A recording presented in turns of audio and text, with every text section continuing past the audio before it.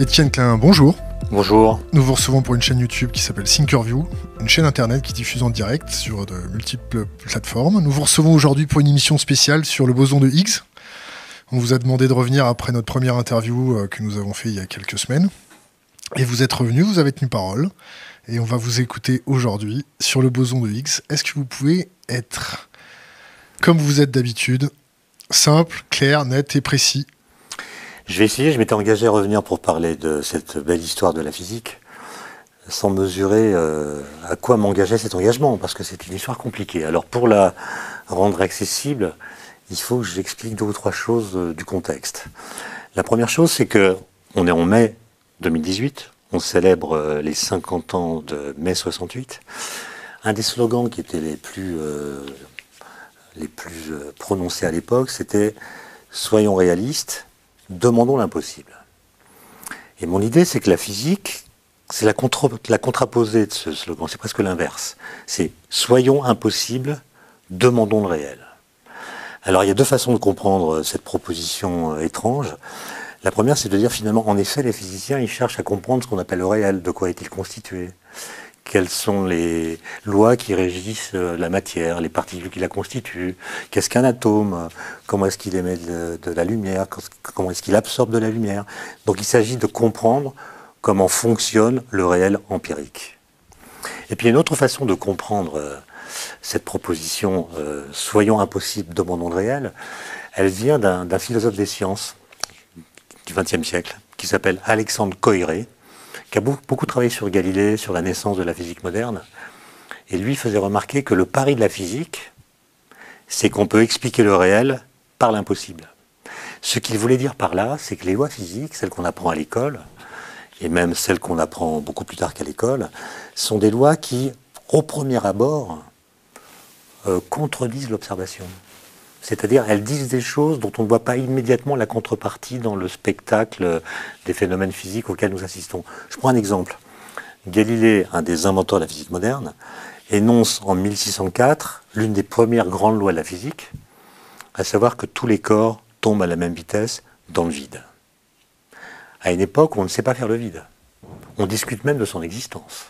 Donc ce qu'il dit là est un énoncé que personne ne peut vérifier, puisque quand on fait tomber des corps de masse différente d'une grande hauteur dans l'atmosphère, on voit qu'en gros, les plus lourds tombent plus vite que les plus légers. On voit même que c'est compliqué, parce que si on met un parachute à un corps lourd, il peut tomber moins vite qu'un corps plus léger. Donc c'est très compliqué, la phénoménologie de la chute des corps. Et Galilée arrive et dit, tous les corps, quelle que soit leur masse, tombent à la même vitesse dans le vide. Pensez à un autre principe fondamental de la mécanique, ce qu'on appelle le principe d'inertie. Un corps qui n'est soumis à aucune force, à un mouvement rectiligne uniforme. C'est-à-dire, il continue en ligne droite indéfiniment. Mais qui a jamais vu un tel mouvement? Personne. Et donc, on a des lois physiques qui correspondent à des situations qui ne sont pas directement observables, ou qui, en tout cas, obligent à réinterroger l'observation pour expliquer comment des lois qui contredisent les phénomènes expliquent les phénomènes. Et donc, la physique, c'est pas la bureaucratie des apparences. Ça ne consiste pas à regarder ce qui est, à voir les phénomènes tels qu'ils se manifestent à nous, et à extraire de cette observation des lois physiques. En fait, il faut trouver des stratagèmes intellectuels pour que le réel décoïncide de ce qu'il nous montre. Galilée, il a trouvé cette loi, non pas en faisant d'expérience, mais en interrogeant des lois supposées vraies de l'époque, en montrant que si on les supposait vraies, alors on pouvait imaginer des situations qui conduisent à des conclusions absurdes. Einstein fera la même chose un peu plus tard. Donc ça, c'est le premier point. Faire de la physique, finalement, comme le disait Bachelard, c'est penser contre son cerveau. C'est-à-dire, c'est accepter des messages, des lois par exemple, que notre cerveau a du mal à accepter parce que ces lois contredisent nos préjugés, ce que nous croyons évident et les phénomènes tels qu'ils se montrent à nous. Voilà. Ensuite, l'autre point qui servira dans la suite de mon propos, c'est d'essayer de réfléchir à qu'est-ce qu'on doit faire quand apparaît soudain une contradiction entre une mesure qu'on peut faire ou une observation qu'on peut faire et une loi physique venant d'une théorie en laquelle on a acquis une certaine confiance. On a une théorie physique, on a confiance dans cette théorie, puis tout d'un coup, une mesure, une observation montre qu'il y a un désaccord entre ce qu'on perçoit, ce qu'on mesure, et puis ce que dit la théorie. Qu'est-ce qu'on doit faire? Alors, je vais vous donner quelques exemples, et l'histoire du boson de Higgs va s'inscrire dans cette longue histoire. Au début du XIXe siècle, on regarde, les astronomes regardent avec attention la trajectoire de la planète Uranus, qui tourne autour du Soleil selon une trajectoire elliptique, qu'on peut calculer grâce à la théorie de Newton de la gravitation. On observe cette trajectoire, et elle est à peu près conforme à ce qu'on peut calculer grâce aux équations de Newton, mais on finit par observer un petit désaccord entre la trajectoire qu'on observe et ce que donne le calcul. Qu'est-ce qu'on fait? La plupart des astronomes, même la très grande majorité, considèrent à l'époque que la théorie de Newton a fait ses preuves, et donc il faut lui faire confiance.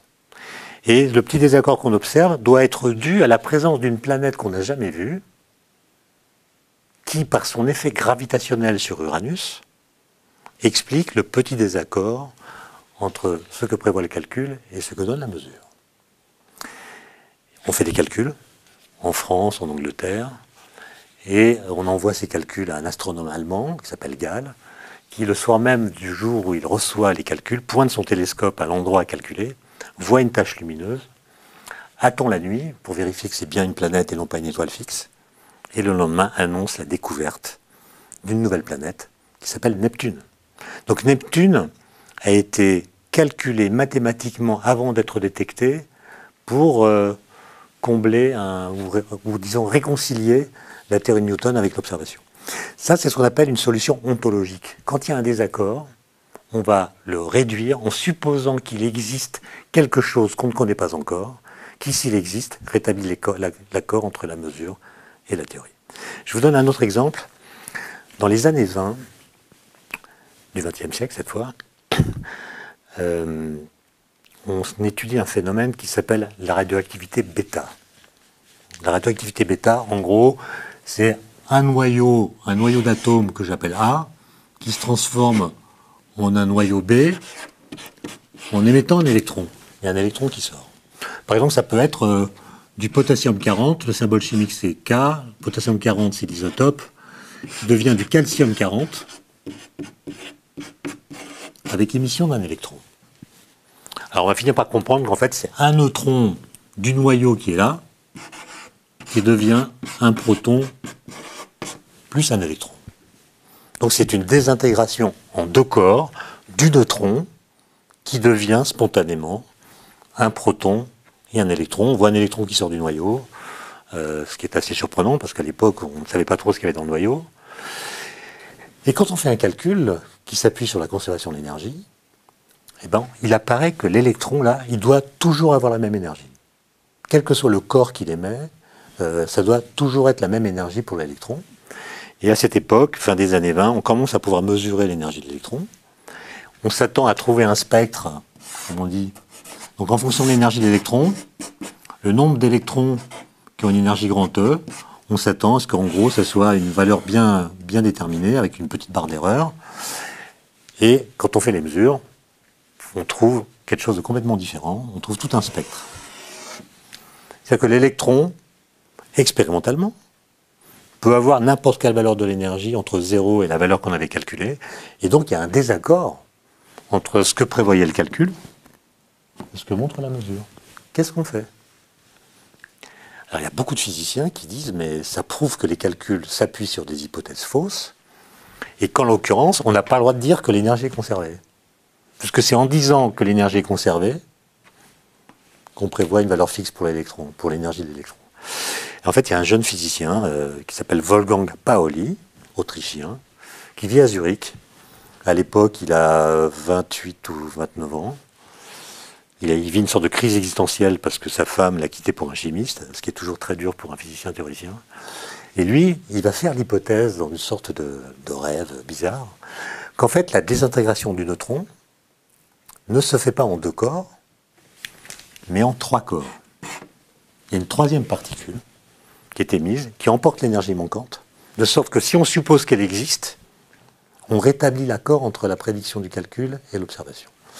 On ne va pas le prendre au sérieux, enfin celui qui va le prendre au sérieux pour la première fois, c'est un physicien italien qui s'appelle Enrico Fermi, et qui va baptiser cette particule dont l'existence est supposée par Pauli d'un nom italien, neutrino. Neutrino veut dire petit du neutron en italien. D'accord ? Ça, c'est 1932. Et en fait, le neutrino sera découvert expérimentalement en 1955 grâce à la mise en service du premier réacteur nucléaire américain. Les réacteurs nucléaires sont des dispositifs qui émettent beaucoup de neutrinos parce qu'il y a beaucoup de désintégrations de ce genre dans le cœur du réacteur. Et donc là encore, on a une solution ontologique au conflit entre la théorie et l'observation. On rétablit l'accord en disant il y a dans le réel quelque chose qu'on ne connaissait pas, qui s'il existe, rétablit l'accord, en l'occurrence, ça a été le neutrino.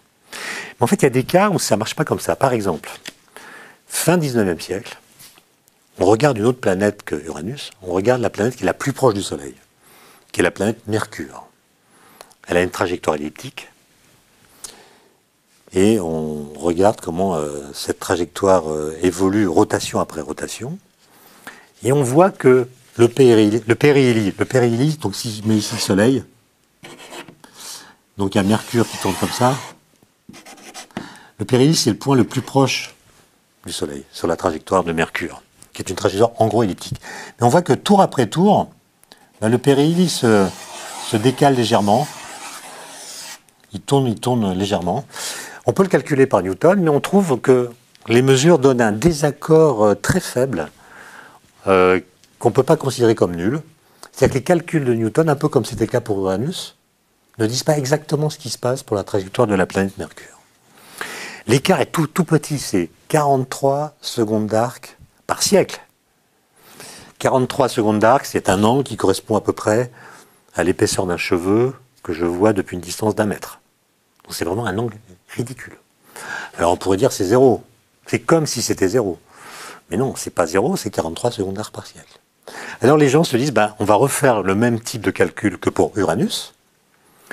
Ils sont d'ailleurs tellement sûrs d'eux, puisque la détection de Neptune a confirmé que leur façon de procéder était la bonne, elle a augmenté leur confiance dans les équations de Newton, et donc ces gens calculent la trajectoire que doit avoir une planète pour expliquer ce petit désaccord par son action gravitationnelle sur Mercure. Ils la baptisent Vulcain, cette planète. Avant même de la détecter, ils la baptisent. Ce qui veut dire qu'ils sont vraiment sûrs d'eux. Ils la baptisent Vulcain. Les astronomes la cherchent dans le ciel, ne la trouvent pas. Alors ils font toutes sortes d'hypothèses. C'est une planète diluée, c'est un gaz, elle est diffuse, elle n'est pas concentrée, etc. Et puis il y a un jeune homme qui arrive et qui dit « Ce petit désaccord-là, c'est la preuve que les équations de Newton sont fausses. La théorie de la gravitation de Newton est fausse. » Et ce jeune homme, il s'appelle Einstein. Et il va formuler une nouvelle théorie de la gravitation, qu'il va publier en 1915, qui s'appelle la théorie de la relativité générale. Et l'un des premiers calculs qu'il va faire, c'est de calculer la variation de la position de ce périhélie, rotation après rotation. Il va trouver exactement la valeur qui avait été obtenue par les astronomes. Et donc, vous voyez, quand il y a un désaccord entre la théorie et une mesure, il y a des cas dans l'histoire de la physique où c'est une solution ontologique qui a donné la bonne solution. On postule qu'il existe des choses qui rétablissent l'accord. Et puis il y a des cas, comme celui que je viens de citer avec Mercure, où la solution est législative. Il faut changer la loi pour interpréter l'écart qu'il y a entre une observation et la loi d'avant qui était fausse. Voilà. Et ce qui est intéressant dans le cas du boson de Higgs, c'est que, comme vous allez voir, on va mélanger, à l'issue de la détection d'un désaccord, une solution ontologique et une solution législative. Alors là, ça m'amène à parler un petit peu du monde des particules, du monde des interactions fondamentales. Alors quand on est au lycée, on apprend que une interaction, elle est médiatisée par un champ dans l'espace. Par exemple, si je prends une particule chargée, un électron, par exemple, qui a une charge négative, il va créer autour de lui, dans l'espace, un champ électromagnétique. Et si je mets dans ce champ une autre particule chargée, elle va subir une force qui est liée à l'intensité de ce champ à l'endroit où elle se trouve. Donc les interactions sont transmises par l'entremise d'un champ dans l'espace. Or, dans les années 20 du XXe siècle, il y a une révolution en physique, en plus de la relativité générale dont je viens de parler, qui s'appelle la physique quantique. Et la physique quantique, elle a obligé à repenser ce qu'on appelle une interaction. C'est-à-dire qu'une interaction entre deux objets est aussi une affaire d'objets. C'est-à-dire qu'en fait, quand deux particules interagissent, il faut imaginer qu'elles échangent d'autres particules qui sont caractéristiques de l'interaction qu'elles subissent. Je vais vous donner une analogie qui est une analogie fausse comme toutes les analogies. Il faudrait donc la critiquer, mais elle permet de comprendre de quoi je parle. Imaginez que vous soyez sur un étang, sur une embarcation là. Je la représente vue de dessus. Donc l'embarcation avance sur une certaine trajectoire. Vous êtes dedans. Voilà. Et puis il y en a une autre qui est là, comme ça, avec un autre passager. Et les deux embarcations vont l'une vers l'autre et on voit bien que si on ne fait rien, c'est la collision. Vous imaginez que les passagers ici n'ont pas de pagaie, pas de perche, pas de rame. Ils n'ont donc pas moyen d'orienter ou de modifier la trajectoire de l'embarcation. Alors imaginez que l'un des deux possède un ballon qui a une certaine masse. Bon, on va imaginer qu'ils vont se faire des passes avec le ballon. Celui-ci va lancer le ballon à celui-là, qui va la renvoyer, etc. Ils vont se faire une succession de passes. Et grâce à ces passes qu'ils se font, ça va créer une force répulsive qui fait que les deux embarcations vont finir par s'éloigner l'une de l'autre. D'accord ? Cette analogie explique à peu près, même s'il faut la critiquer, comme je l'ai dit, comment ça se passe les interactions entre particules. En fait, elles échangent des ballons qui sont caractéristiques de l'interaction qu'elles subissent. Alors maintenant, quelles sont les interactions qui existent dans le monde des particules? Il y a la gravitation, que je vais complètement laisser de côté, parce que c'est une force dont l'intensité est tellement faible au niveau des particules qu'on peut la négliger. Alors il reste trois forces fondamentales, trois interactions fondamentales, comme on dit. La première, c'est l'interaction électromagnétique.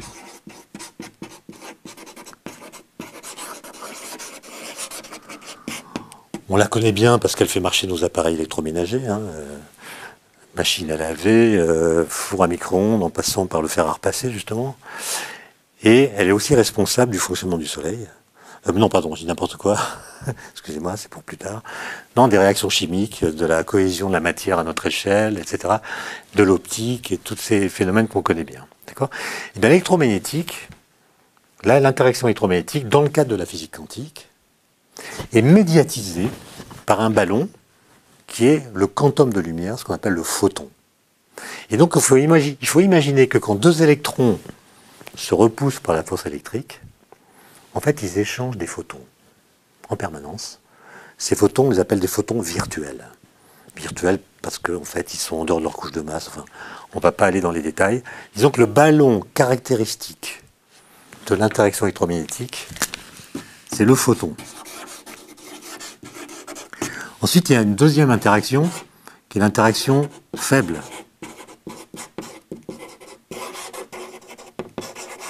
Nucléaire faible. Par exemple, c'est celle qui est responsable de la désintégration d'un neutron en proton-électron. D'accord ? Donc responsable de la radioactivité bêta. Et puis, comme son nom l'indique, elle est faible. Donc elle est difficile à détecter dans l'environnement. Par contre, elle est responsable du fonctionnement du Soleil. C'est elle qui est responsable du fait que le Soleil peut brûler son hydrogène à un rythme très lent, qui fait que la durée de vie de notre étoile est de plusieurs milliards d'années. D'accord ? Mais l'interaction faible, elle est médiatisée par trois sortes de ballons. Il y en a trois. Un qu'on appelle le W+, weak. Weak, ça veut dire faible en anglais. Donc c'est la particule associée à l'interaction faible positive. Il y a le W-, avec une charge négative. Et puis il y en a une troisième de charge nulle qu'on appelle le Z0. Ce sont les trois médiateurs de l'interaction faible qui ont été prédits par les théoriciens dans les années 60, qui ont été détectés grâce à des collisions de particules au CERN dans les années 80. Et ce sont des particules de masse élevée. Leur masse, c'est à peu près 90 fois la masse d'un proton. Donc c'est des particules très lourdes. Le photon, j'aurais dû le dire, lui, comme vous le savez, il a une masse nulle. D'ailleurs, il y a un rapport entre la portée d'une interaction, c'est-à-dire la distance dans l'espace jusqu'à laquelle elle peut agir, et la masse des ballons. Si la masse des ballons est nulle, la portée d'interaction est infinie. Si au contraire, la masse des ballons est très élevée, eh bien, le transfert ne pourra se faire que si la distance entre les deux embarcations est petite. Et donc, il y a un rapport entre la masse des ballons et la portée d'interaction. Pour que l'interaction ait une portée infinie, comme l'interaction électromagnétique, il faut que les ballons aient une masse nulle, ce qui est bien le cas pour les photons. Ces particules-là étant très massives, la portée de l'interaction faible est très petite, c'est presque une interaction de contact. Pour que deux particules interagissent, il faut qu'elles soient collées l'une à l'autre. La portée, c'est de l'ordre de 1 millionième de milliardième de mètre. Donc c'est vraiment une portée toute petite. Et puis il y a une troisième interaction qu'on appelle l'interaction forte. Interaction nucléaire forte. D'accord ? Alors dans un noyau d'atomes, comme vous le savez, il y a des protons et des neutrons. Et en fait, on a découvert que dans les protons et les neutrons, il y a des particules plus petites qu'on appelle les quarks. Les quarks, ce sont des particules qui constituent les nucléons, les particules qui sont dans les noyaux. Eh bien, l'interaction forte, c'est une interaction entre quarks qui est médiatisée par des particules qu'on appelle des gluons. Voilà. Donc voilà pour les forces. Au niveau des particules, il y en a 3 qu'il faut prendre en compte. Électromagnétique, faible, forte, la gravitation, on la laisse de côté. Alors maintenant, pour ce qui est des particules élémentaires, en fait, on fait des distinctions assez simples. Il y a des particules qui ne subissent pas l'interaction forte. Elles n'y sont pas sensibles. Et ces particules, on les appelle des leptons. Alors en fait, il y en a 6, de 6 sortes. Il y a, par exemple, l'électron. Il y a une autre particule qui s'appelle le muon, qui est une sorte d'électron lourd. Il y en a un troisième qui s'appelle le tau. Ces 3 particules ont des charges électriques et ont une masse non nulle. Et puis, leur sont associés 3 neutrinos. Un neutrino pour l'électron, un neutrino pour le muon, un neutrino pour le tau. D'accord ? Donc ça fait 6 leptons, 6 particules qui ne sont pas sensibles à l'interaction nucléaire forte. Et puis les particules qui sont sensibles à l'interaction nucléaire forte, on les appelle des hadrons. Et en fait, on a constaté qu'il y en a des centaines. Il y en a des centaines de sortes différentes. Et elles sont de 2 types. Soit elles sont constituées de 3 quarks, soit elles sont constituées d'un quark et d'un antiquark. Antiquark, ça veut dire antiparticule du quark. Je mets une barre dessus pour le désigner. Ça, je ne vais pas entrer dans le vocabulaire trop détaillé, mais ça, c'est ce qu'on appelle des baryons. Et ça, c'est ce qu'on appelle des mésons. D'accord ? Et donc, il faut imaginer qu'en fait, l'interaction forte est une interaction par laquelle les quarks interagissent en échangeant des gluons. Bon, la question c'est, comment est-ce qu'on décrit tout ça ? Comment est-ce qu'on décrit les interactions entre particules ? Alors, après la Deuxième Guerre mondiale, il y a des physiciens théoriciens qui ont eu des idées assez incroyables. Ils ont eu l'idée d'associer chacune des interactions à ce qu'on appelle un groupe de symétrie. Alors qu'est-ce que c'est qu'une symétrie ?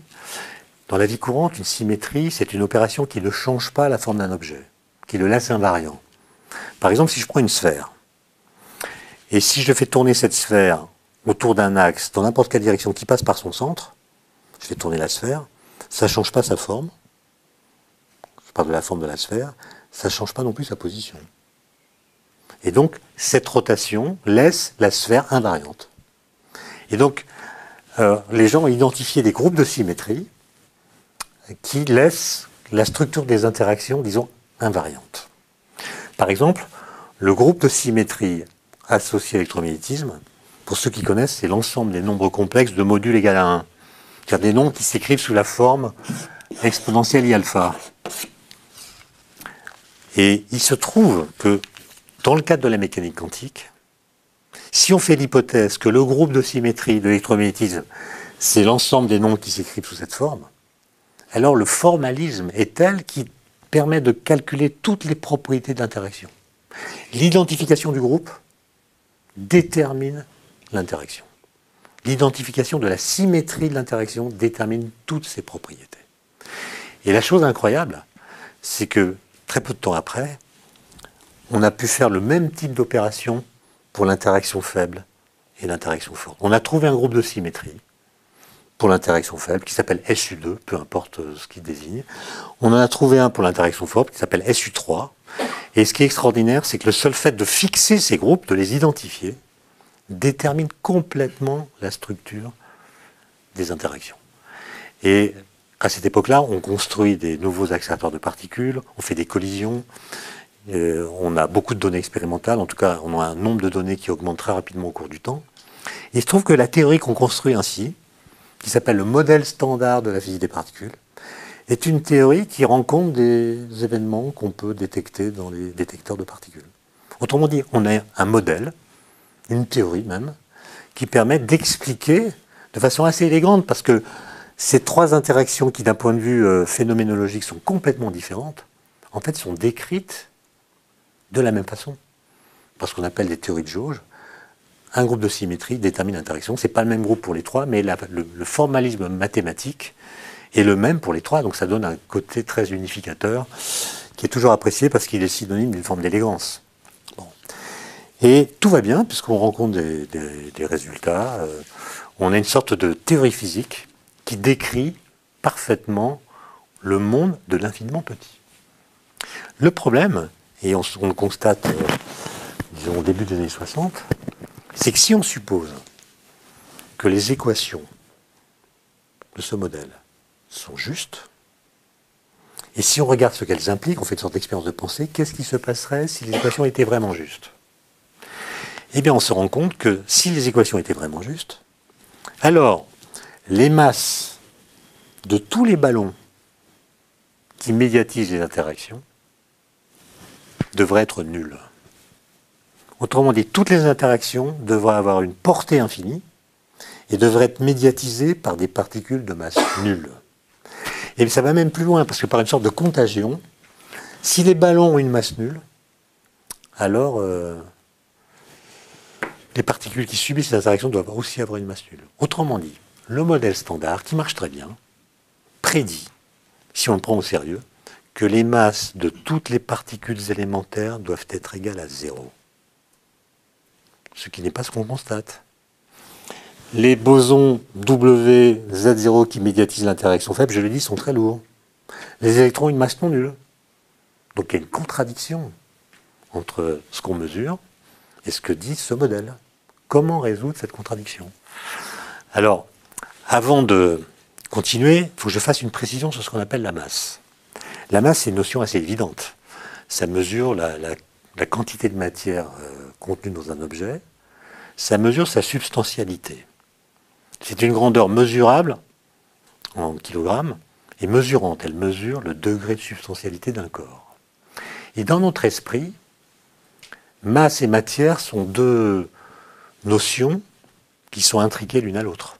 J'ai beaucoup de mal à penser de la matière qui n'aurait pas de masse, et j'ai beaucoup de mal à penser de la masse qui ne serait pas incarnée en particules de matière. Autrement dit, dès que je pense masse, je pense matière. Dès que je pense matière, je pense masse. Et c'est cette intrication qu'on fait depuis toujours, au moins depuis Aristote, entre matière et masse, que la découverte du boson de Higgs va défaire. On va comprendre que la masse des particules élémentaires n'est pas une notion primitive qu'elles acquièrent du seul fait qu'elles sont des particules de matière. On va comprendre que la masse des particules élémentaires est une propriété secondaire qu'elles acquièrent du fait de leur interaction avec le vide, qui n'est pas vide. Alors, comment est-ce qu'on en est arrivé là? Je vous l'ai dit, apparaît une contradiction entre ce qu'implique le modèle standard de la physique des particules, toutes les particules élémentaires doivent avoir une masse nulle, et puis le fait de constater que ce n'est pas vrai, elles ont une masse non nulle en général. Alors une petite précision quand même, quand je prends un corps constitué d'autres corps plus petits, j'ai tendance à penser que la masse totale du corps est la somme des masses de ses parties. Par exemple, si je prends un sac de billes, la masse d'un sac de billes, c'est la somme des masses de toutes les billes qui sont dedans, plus la masse du sac. Donc j'ajoute les masses des constituants pour avoir la masse totale. En fait, c'est pas vrai. Par exemple, dans notre corps, la somme des masses de nos particules élémentaires, électrons et quarks, c'est quelques pourcents de notre masse totale. Alors d'où vient notre masse principale? Les 90% ou plus qui font l'essentiel de notre masse, eh bien la masse vient de E égale mc2, la formule d'Einstein. C'est-à-dire qu'en fait, il faut imaginer que nos particules, notamment nos quarks, interagissent entre eux très violemment. Leur interaction déploie une certaine énergie, que je vais appeler grand E, qui correspond à une masse effective donnée par la formule d'Einstein. Donc l'essentiel de notre masse vient non pas de la masse de nos particules élémentaires, mais du fait que ces particules ont des danses furieusement agitées et interagissent, en fabriquant ainsi de la masse effective.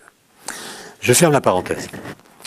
Dès lors que, dans les années 60, il y a une contradiction entre ce que prévoit le modèle standard et ce que donnent les mesures, ben les gens se disent il y a une contradiction entre les faits et la théorie, donc la théorie est fausse. En général, c'est comme ça qu'on raisonne, la théorie est fausse. Et on cherche d'autres modèles, on met au point de nouveaux scénarios pour essayer d'expliquer les interactions telles qu'on les observe à partir d'autres concepts que ceux qui est utilisés dans le modèle standard. Et puis en fait, il y a trois jeunes physiciens, qui ont de façon indépendante la même idée pendant l'été 64. Les deux premiers s'appellent François Englert et Robert Brout. Alors François Englert, il est belge, il travaille à Bruxelles. Robert Brout, il est américain et s'est fait naturaliser belge. Et ensemble, ils écrivent un article en juin 1964. Et puis de façon indépendante, un physicien écossais qui travaille tout seul, qui s'appelle Peter Higgs, écrit un papier en août 1964. Donc quelques mois plus tard. Et quand je dis papier, c'est vraiment des petits papiers, c'est des articles d'une page et demie, avec des calculs de ce qu'on appelle la théorie des champs, donc difficile à lire, mais l'idée est la même dans les deux. Et en fait, l'idée, c'est de dire, souvenons-nous de Galilée, souvenons-nous de ce que dit Coiré. Il ne le cite pas, mais je réinterprète à ma façon. Le pari de la physique, c'est qu'on peut expliquer le réel par l'impossible. C'est-à-dire que on peut expliquer ce que nous détectons, ce que nous mesurons, ce que nous observons, grâce à des lois physiques qui contredisent l'observation directe. Dans le cas de Galilée, quand il dit « tous les corps tombent à la même vitesse dans le vide », cette loi est vraie. Mais comment comprendre que cette loi qui contredit l'observation puisse expliquer quand même l'observation? En disant que quand on fait tomber des corps dans l'atmosphère, il y a la gravité qui les fait tous tomber à la même vitesse, puis il y a d'autres forces, la résistance de l'air, la poussée d'Archimède, qui sont responsables, et seulement elles, du fait que les corps lourds ne tombent pas à la même vitesse que les corps légers. Donc la loi qui contredit l'observation oblige à une réinterprétation de l'observation. Ces physiciens vont reprendre ce type d'argument pour dire peut-être que les équations du modèle standard qui disent que les particules élémentaires ont une masse nulle ont raison. Peut-être qu'il est vrai que les particules élémentaires ont une masse nulle. Et nous qui pensons que ce n'est pas le cas, peut-être nous nous trompons depuis très longtemps sur l'interprétation de ce qu'il faut appeler la masse. Peut-être que la masse n'est pas une propriété intrinsèque des particules, mais une propriété secondaire qui résulte de leur interaction avec le vide, qui du coup n'est pas vide. Et donc ces gens vont supposer que le vide, ce qu'on appelle le vide, donc l'espace vide si vous préférez, contient en tout point de l'espace un champ un peu comme un champ de température, qui a une valeur en tout point. Et en l'occurrence, le champ en question s'appelle le champ de Higgs. On l'a appelé du nom du physicien écossais que je viens de citer, le champ de Higgs, qui est un champ scalaire. Scalaire, ça veut dire qu'il est très simple, il est décrit par un nombre scalaire, comme un champ de température. Il est partout présent dans l'espace. Et ils imaginent que les particules de masse nulle, qui sont toutes de masse nulle, comme le dit le modèle standard qui a raison, toutes les particules de masse nulle interagissent avec le champ plus ou moins fortement. Et c'est le couplage qu'elles ont avec le champ qui détermine leur masse. Nous voyons qu'elles ont une masse ou une inertie. On a l'impression que c'est elles-mêmes qui possèdent cette inertie et cette masse, alors qu'en fait, elles résultent de leur interaction. C'est comme si les particules se frottaient au vide. Alors cette image est évidemment à prendre avec des pincettes parce que ce n'est pas un frottement, c'est un couplage, comme on dit, il n'y a pas de dissipation. Mais l'idée, c'est ça, c'est que ce qu'on appelle la masse, c'est simplement une mesure du couplage que les particules ont avec le vide qui n'est pas vide puisqu'il contient un champ. Je vais reprendre une métaphore qu'on cite souvent, même si, comme toutes les autres, elle mérite d'être critiquée. Imaginons que le champ de X, ce soit un champ de neige. Un champ de neige, d'épaisseur constante, l'amplitude est la même partout, il est homogène. Et imaginons que les particules élémentaires, sans masse, soient dotées de petits skis. Et elles glissent sur le champ de neige. Si le fartage des skis est parfait, ça veut dire qu'il n'y a aucune forme de couplage, aucune forme de frottement entre les skis et le champ de neige, et les particules vont glisser sans frottement, et donc elles auront une vitesse égale à la vitesse de la lumière. Et nous qui les voyons passer, nous dirons, tiens, elles ont une masse nulle.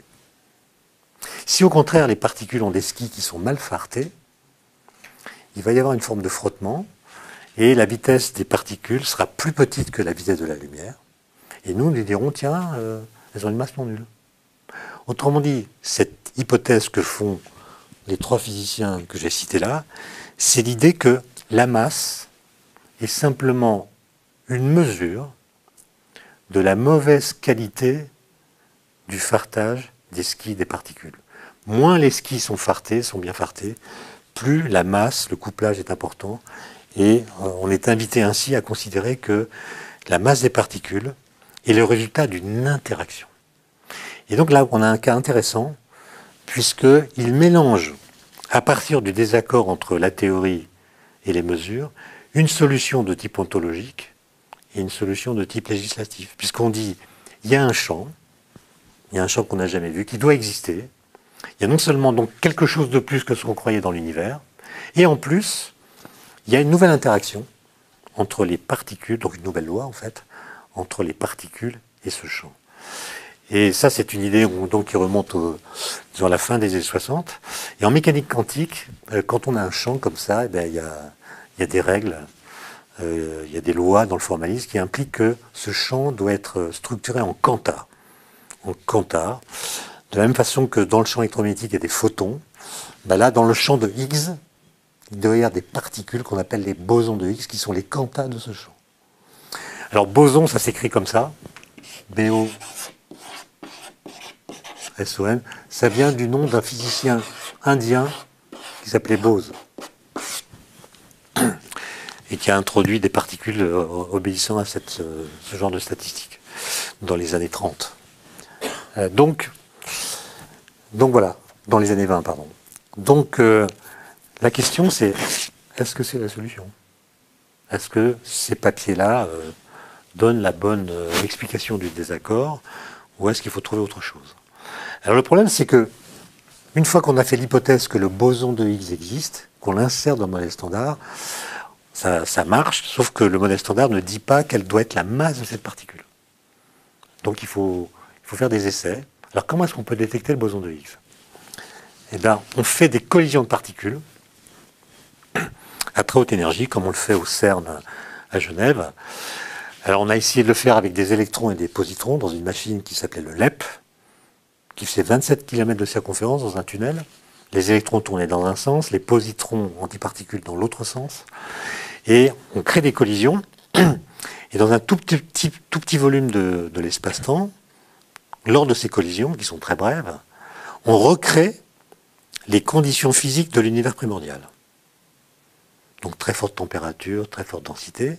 Et comme nous pensons que les lois physiques n'ont pas changé au cours du temps, dès lors que nous répétons les conditions physiques du passé, nous voyons réapparaître les phénomènes physiques du passé. Et donc ces collisions, ce n'est pas des machines à remonter dans le temps, c'est des opérations par lesquelles on recrée dans le présent des phénomènes physiques qui se sont déroulés dans le passé. Et en fait, quand on fait de telles collisions, on chauffe le vide, c'est-à-dire ce qu'on appelle le vide quantique. Le vide quantique, c'est l'espace rempli de particules virtuelles qui sont fatiguées, qui n'ont pas assez d'énergie pour exister vraiment. En gros, elles ont une énergie inférieure à leur masse multipliée par le carré de la vitesse de la lumière. Elles ne sont pas vraiment réelles parce qu'elles n'ont pas leur énergie de masse. Et quand on fait des collisions comme celles que je viens de décrire, en fait, on transfère à ces particules fatiguées l'énergie qui leur manque, de sorte qu'elles deviennent réelles, elles sortent du vide et on les détecte. Et donc, par des collisions, on peut recréer les conditions physiques de l'univers primordial et faire réapparaître des phénomènes qui n'existent plus aujourd'hui parce que l'univers est devenu trop froid, pas assez énergétique. Avec le LEP, on n'avait pas assez d'énergie pour détecter le boson de Higgs dont on ne connaissait pas la masse, donc on ne l'a pas vu.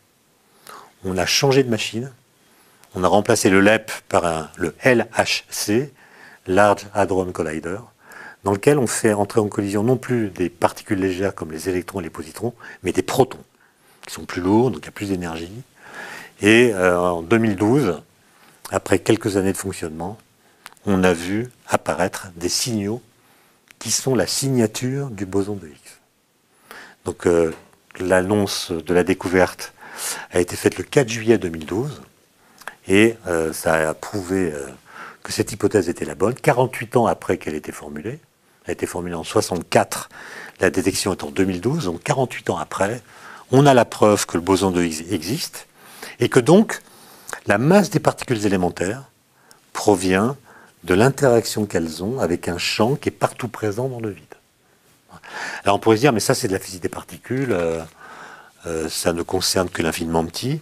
En fait, pas tout à fait, parce que, comme vous le savez certainement, la physique des particules et la cosmologie sont reliées. Comme je viens de le dire, quand on recrée les conditions du passé, on en apprend sur l'univers tel qu'il était dans ses phases primordiales.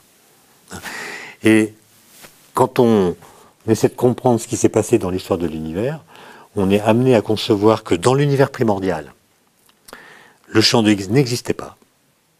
Donc les particules élémentaires n'avaient pas de masse et étaient des sortes de fantômes sans masse qui allaient à la vitesse de la lumière. En théorie de la relativité, quand une particule n'a pas de masse, elle n'a pas de temps propre. Il n'y a pas de référentiel qui lui soit associé dans lequel on puisse définir un temps pour cette particule. Donc il n'y a pas de temps propre pour les particules.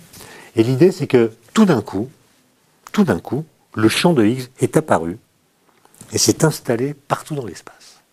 Dès qu'il est apparu, les particules qui jusque-là n'avaient pas de masse se sont couplées à ce champ, plus ou moins. Ça leur a donné une masse non nulle qui a engendré pour elles un temps propre. Donc l'apparition du champ de Higgs et des bosons associés, c'est l'apparition en fait du temps de la matière, on pourrait dire. D'ailleurs, il y a des gens qui, sachant que j'allais faire cet exposé, m'ont demandé une anagramme. Et il y en a une très belle qui dit à peu près ce que je viens de dire. Alors, le boson de Higgs, son vrai nom en physique, c'est le boson scalaire. Le boson scalaire a pour anagramme bière sans alcool. Bon, bière sans alcool, sachant qu'ici on a deux physiciens belges, c'est une idée insupportable. Alors on peut prendre comme autre expression le boson scalaire de Higgs. Et là, il y a une belle anagramme qui est l'horloge des anges ici-bas. Et ça correspond à peu près à ce que je viens de dire, à savoir que au départ, les particules élémentaires n'avaient pas de masse, une sorte d'ange véloce qui se propageait dans l'espace à la vitesse de la lumière, et puis tout d'un coup, elles ont acquis de la masse, et donc une horloge. Alors, qu'est-ce qui a fait que le champ de Higgs est apparu? Eh bien, dans le jargon des physiciens, c'est ce qu'on appelle une brisure spontanée de symétrie. Alors, qu'est-ce que c'est qu'une brisure spontanée de symétrie? Si je prends par exemple ce stylo, je le mets comme ça, je pars d'une situation initiale dans laquelle c'est symétrique. Et puis je le laisse tomber, je le lâche, il va tomber dans une certaine direction. Il va réduire son énergie, et en ce faisant, il va briser la symétrie qui était là au départ, parce qu'au départ on avait une invariance par rotation, et à la fin, il y a une direction privilégiée qui a été choisie. Donc l'état final est moins symétrique que l'état initial. Il y a une brisure spontanée de symétrie. Et on pense que c'est un phénomène de ce type-là qui a engendré l'apparition du champ de Higgs et donc a fait démarrer le temps de la matière. Voilà. Des questions, camarades? Oh, impeccable. J'ai oublié de dire que François Englert et Peter Higgs ont eu le prix Nobel en 2013. Pas Robert Boot, parce qu'il était mort quelques années auparavant.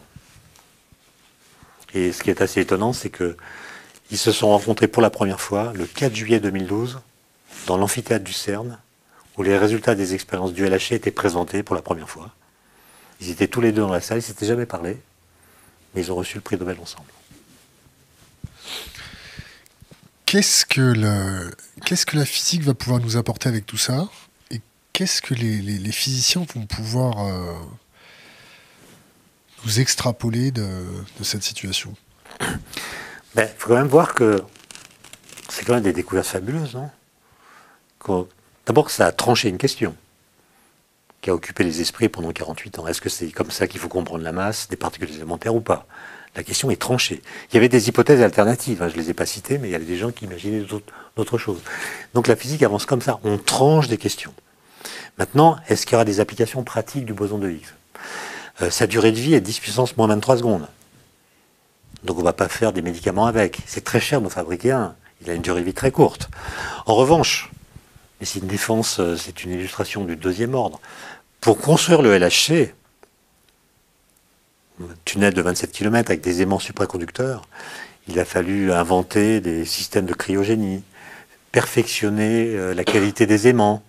Et ces aimants, le système d'acquisition de données, de traitement de l'information, a lui aussi bénéficié de cet investissement dans une recherche très fondamentale.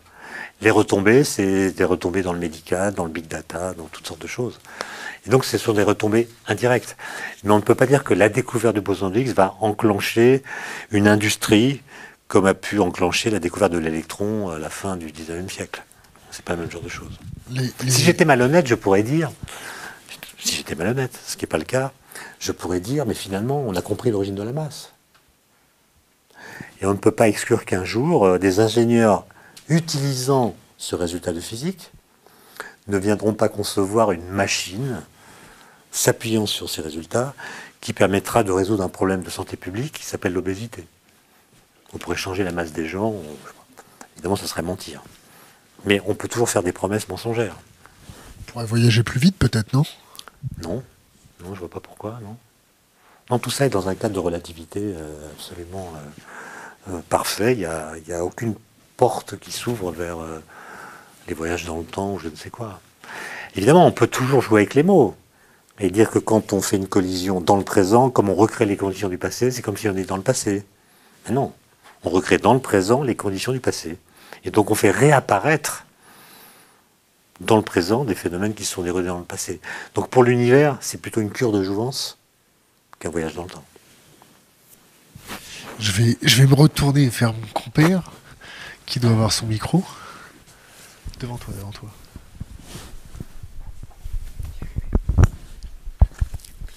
Il est allumé. Tu veux le bien? Attends, reprends le bien, prends le bien. C'est bon? Ouais.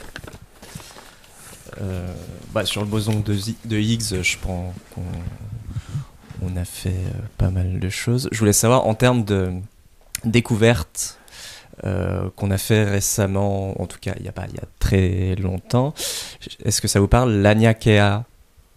Ah, c'est sur les galaxies, ça. Sur les galaxies. Oui.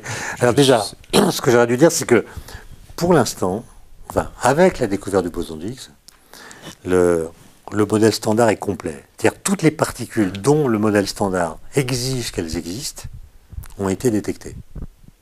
Donc tous les quarks, il y en a 6, tous les leptons, et le boson de Higgs, et puis toutes les particules qui médiatisent les interactions sont découvertes.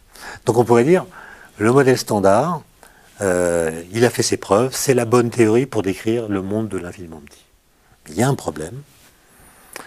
Comme je l'ai dit, le modèle standard ne contient pas la gravitation. C'est-à-dire, on fait exactement comme si la gravitation n'existait pas. Okay.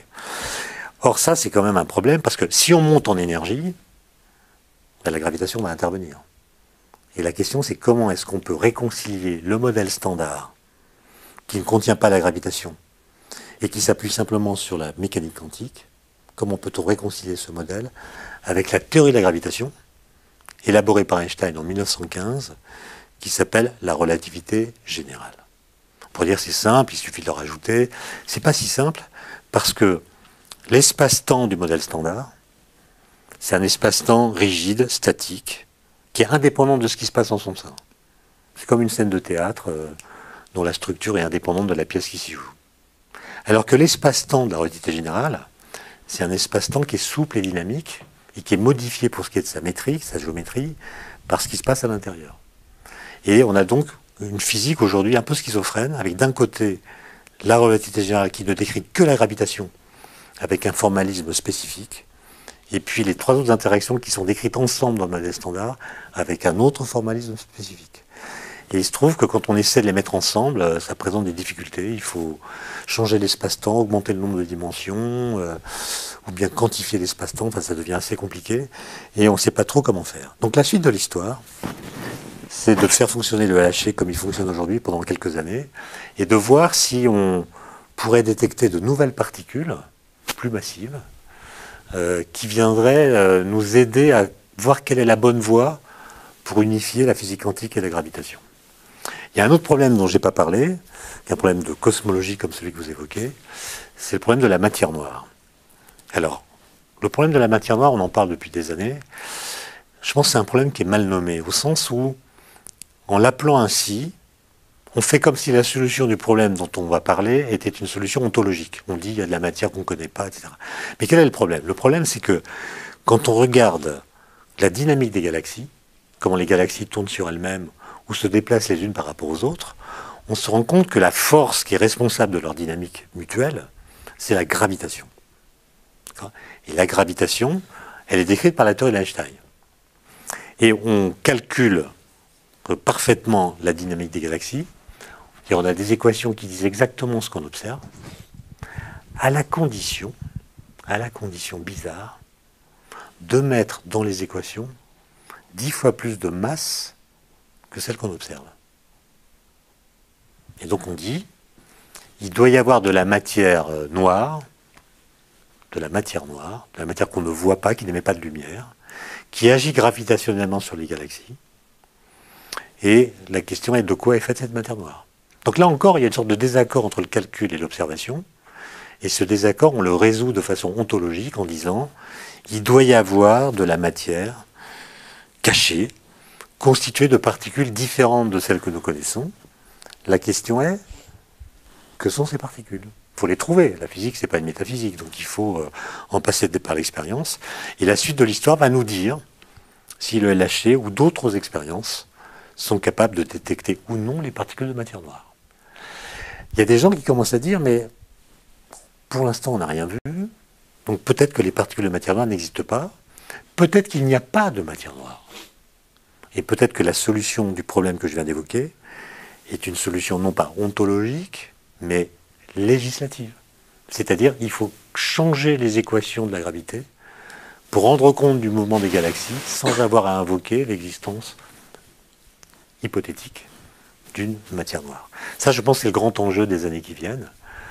Et je ne peux pas vous dire comment ça va se passer, puisqu'on ne sait pas dire à l'avance, et je l'ai illustré par des exemples historiques, on ne sait pas dire à l'avance si un conflit entre théorie et expérience va se régler par une solution ontologique ou législative. Dans l'histoire, il y a eu des cas où c'était la première solution et d'autres cas où c'était la seconde. On ne peut pas le dire à l'avance. Et du coup, j'ai entendu parler de la théorie de l'inflation. Alors l'inflation, c'est pas vraiment une théorie, c'est une hypothèse. L'inflation, alors, vous êtes conscient que toutes ces questions sont très compliquées? Oui. Attends. Est-ce que ça se sent dans ce que je dis ou est-ce que je le fais trop simple ou trop clair? Ça va?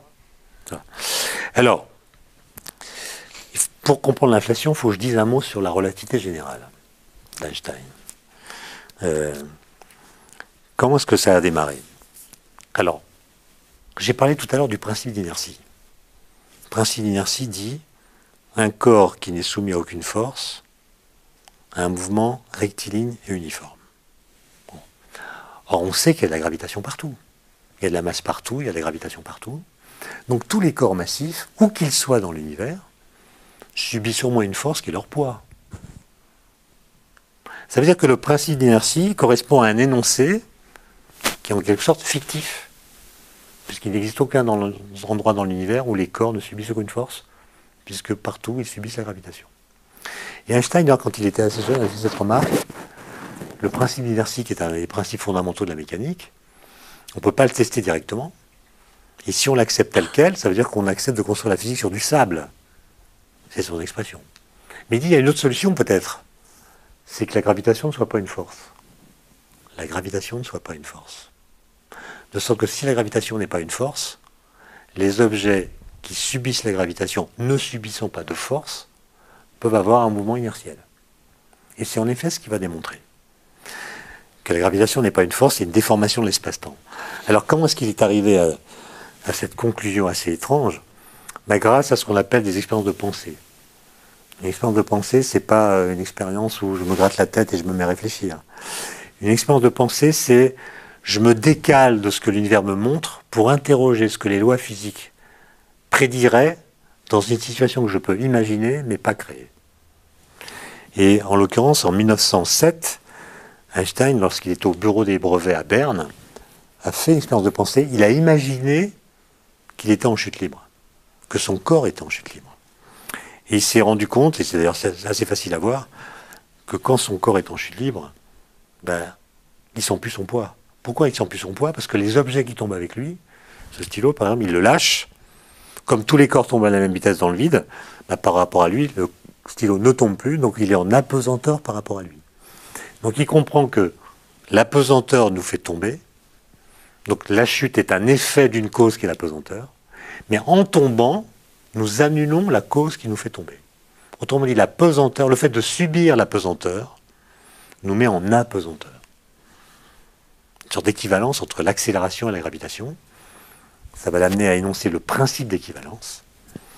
Et le principe d'équivalence va lui-même, quand il l'appliquera à la lumière, lui faire comprendre que la lumière, bien qu'elle soit de masse nulle, est déviée par la gravitation.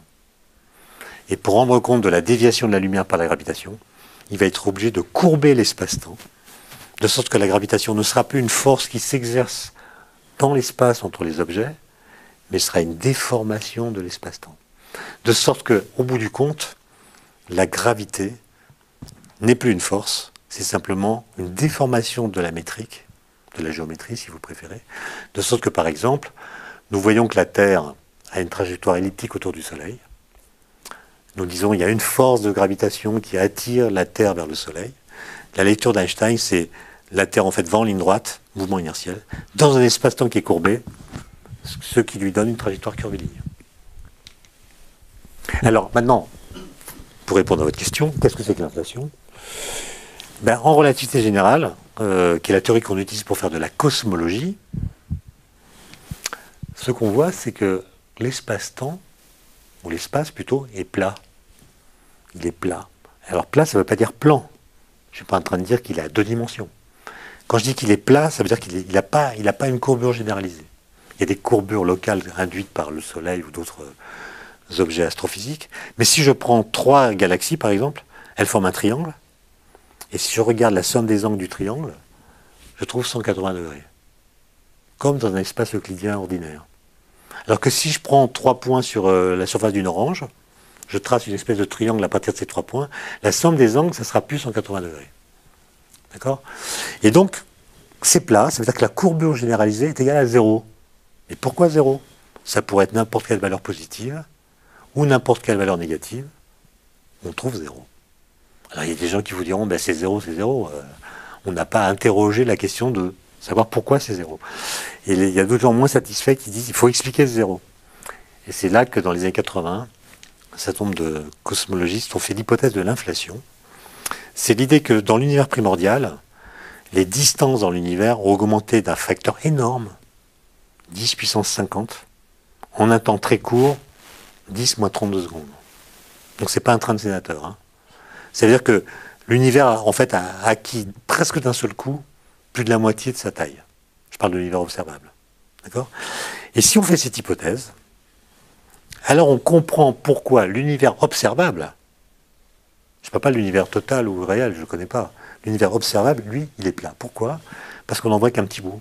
L'univers observable n'est qu'un petit bout de l'univers. C'est un peu comme quand vous êtes sur un ballon, vous êtes à la surface d'un ballon, disons d'une baudruche, là, voilà une baudruche, ok ? Mais imaginez que vous soyez là, et vous êtes myope. Vous voyez que l'environnement immédiat de votre position, vous aurez l'impression que c'est plat, parce que la courbure généralisée vous échappe. Et l'inflation explique la platitude de l'univers observable en disant que en fait, l'univers réel est tellement plus grand que la courbure qu'il a nous échappe. Alors, juste pour reprendre, pour l'exemple d'Einstein sur la chute, il y a une chose qu'on voit tous les jours, c'est quand on est dans un train et qu'un autre part, et on voit le problème optique qu'on peut voir quand on se trouve dans un train. Voilà, c'était juste un petit exemple comme ça que j'avais vu. Ça, c'est la relativité, c'est-à-dire que le mouvement est relatif pour le coup. Exactement. Et sinon, on voit aussi de très belles images sur Internet. Et c'est ce qu'on appelle le fond diffus cosmologique. Oui. Est-ce qu'on peut en parler? Alors, le fond diffus cosmologique a été observé pour la première fois en 1974, je crois, qui a été beaucoup plus finement analysé par d'autres détecteurs emportés sur des satellites comme Planck ou WMAP. Le fond diffus cosmologique, c'est pas une trace des origines. Disons que c'est dans les modèles de Big Bang classiques, dans les 380 000 années qui suivent le Big Bang, la densité de matière est tellement importante que la lumière ne peut pas se propager. Autrement dit, dès qu'un photon fait un pas, il entre en collision avec une particule qui dévie sa trajectoire, donc la lumière n'est pas libre de se propager librement dans l'espace.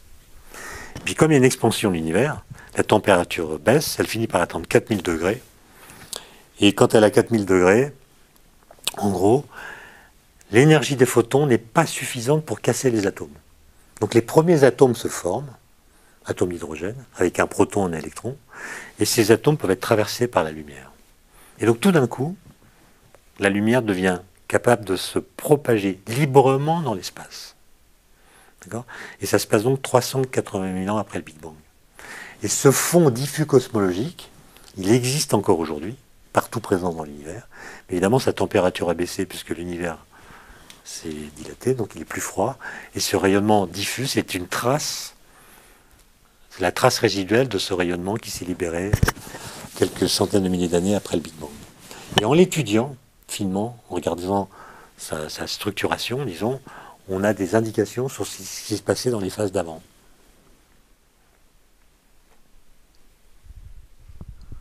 Merci. Je reprends. Ouais. On a un autre scientifique français qui est en train de nous intéresser en ce moment, qui est un peu sulfureux pour certains. Il s'appelle Jean-Pierre Petit.